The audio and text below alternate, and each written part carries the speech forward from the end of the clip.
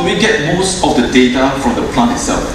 Right, so we have to do more, we have to use the assets, the equipment in the plant that is existing today to maximize the usability of the data, to optimize the asset performance, to increase the lifespan, and of course to have a better return on investment, to reduce the breadth of the possibilities to send engineers or the experts to go to the field.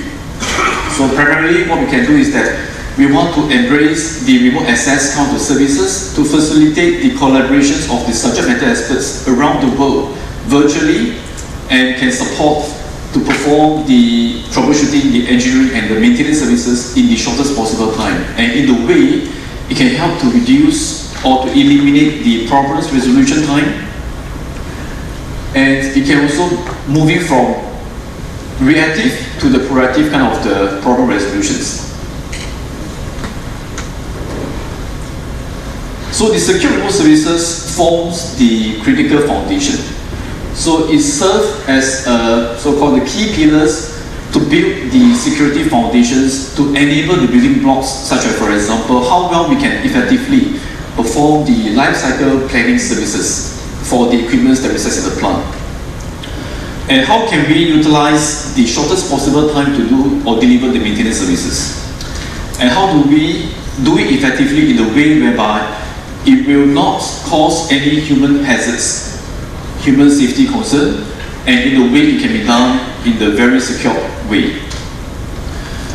Through the use of the remote services, it can also facilitate the subject matter experts to perform the health monitoring services remotely in a very secure manners, and of course to determine about the technology refresh kind of the life cycle services.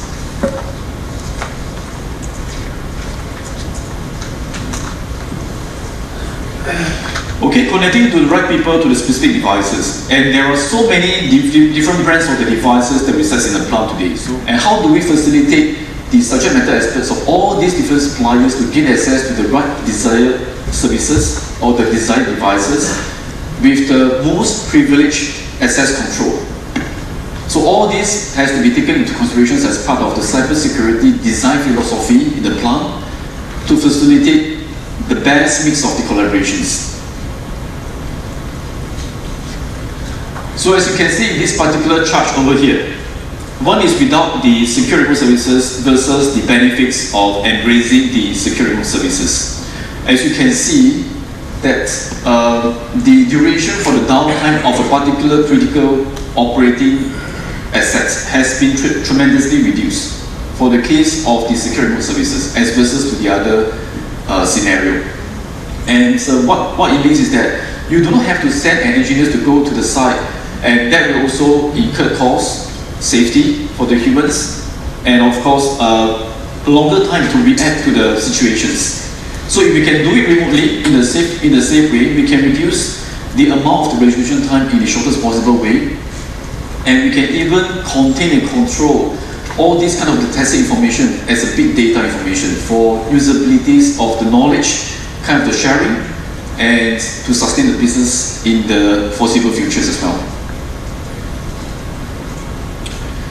So what are the challenges in terms of the collaboration based on the current situations? So from the end user perspective, from the maintenance operations, it is very painful to manage multiple vendor access. So in a typical plant, so you have multiple vendors environments. So, and in a way we are exposing multiple conduits for the hackers to hack into the plant or the refinery itself. Moving into the OEM kind of the context. The OEM are struggling to convince the CIO, the CTO of the companies to allow them to facilitate the remote access kind of the capabilities. From the IT-OT kind of the fusion strategies point of view, it is also difficult for the IT-OT people to manage the networks in a very effective way. It is very difficult to utilize the navigation of the scenarios, and it is very difficult to find the tools that is of the right desired security attributes or capabilities to achieve the best of the both worlds. And how do we address all these challenges? So all these challenges can be addressed in three folds, depending on the context of the stakeholders.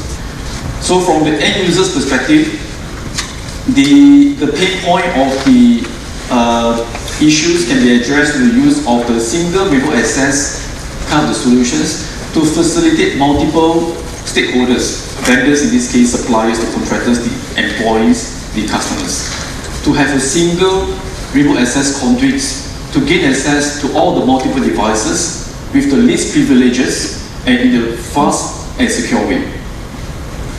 So it can be done through a few mechanisms, like for example the access control list, and we have the definitions of the granularity on the device level access, and having a secure kind of the two-factor authentications for the remote access infrastructure to be in place. Moving into the OEM kind of the system integrators or solution providers perspective. The secure remote solutions, of course, it has to be adaptable, it has to be flexible, and of course, having the capabilities to do audit trails, video recordings, etc., so that all this can be trackable. It can achieve the compliance in terms of the FDA regulations, especially for the case of the pharmaceutical industry, and 21 CFR Part 11 standard compliance for the case of the F&B industry context, like for example Nestle, P&G, etc. So from the end user graphical user interface, this is of critical importance because without a good kind of navigation interface, it is difficult for the people to embrace the remote access kind of the capabilities or even the usabilities. So we have to make things very easy and simplified to use so that it can facilitate all the collaborations to work to be done in a very effective way. Right, so what is the key takeaway? So moving forward, the directions of the Industry 4.0, the Society 5.0, and the IoT, and our own branding of the Synaptic Business Automation. The remote operations is the way to go. Alright, because it entails many benefits in terms of realizing the cost reductions, driving better efficiencies, driving better productivities, and of course, we need to have a right methodology. We need to have the right desired framework to deliver and to deploy the secure remote services to achieve the scalabilities in terms of the value propositions for the applications, to do it in a very secure way, and of course to ensure safety as part of the philosophy. Like so for example, safety and security has been closely intertwined together.